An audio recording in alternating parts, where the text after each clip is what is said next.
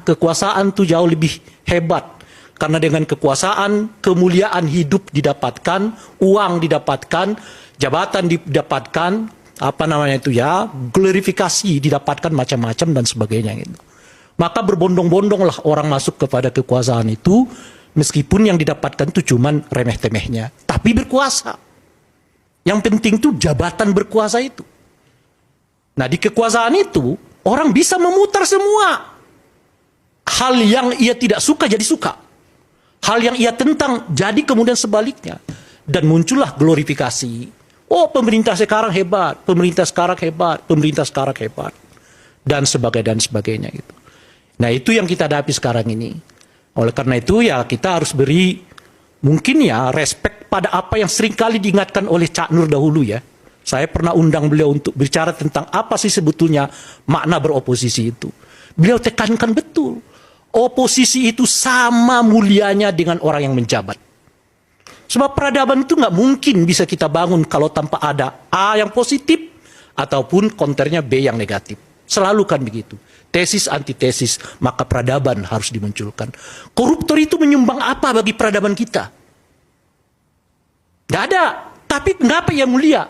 Karena kekuasaan selalu berinteraksi dengan mereka gitu. Itu yang pertama. Nah, yang kedua, di kita ini dari dahulu pola penanganan korupsi itu berawal dari pinggiran. Hampir selalu terjadi, kecuali yang tangkap tangan. 1-2 ketua umum partai pernah tangkap tangan, ya diperiksa oleh KPK, dijatuhi hukuman.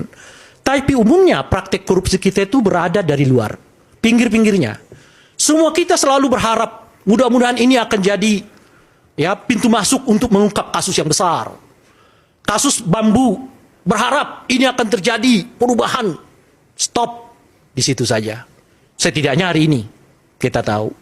Apakah akan kasus Pertamina berlanjut sampai seterusnya? Ya kalau yang lain sih Bung Ade masih yakin, Bung Endarsam masih yakin ya. Tapi saya mau mengatakan itu tadi yang saya tanyakan. Gimana melihatnya Menteri BUMN-nya sudah bertemu dengan Jaksa Agung? Bagaimana melihatnya tiba-tiba Menteri SDM-nya mengatakan nggak ada itu namanya oplosan? Bagaimana melihatnya ketika kita melihat DPR-nya justru ya melakukan sidak dan mengungkap bahwa nggak ada yang namanya oplosan di tengah kasus ini sedang diselidiki. Elit-elit politik seperti mengingkari bahwa terjadi praktek yang disebut dengan oplosan itu. Lalu kita di tengah itu berharap ini akan naik kasusnya. Berharap lagi, berharap lagi, berharap lagi.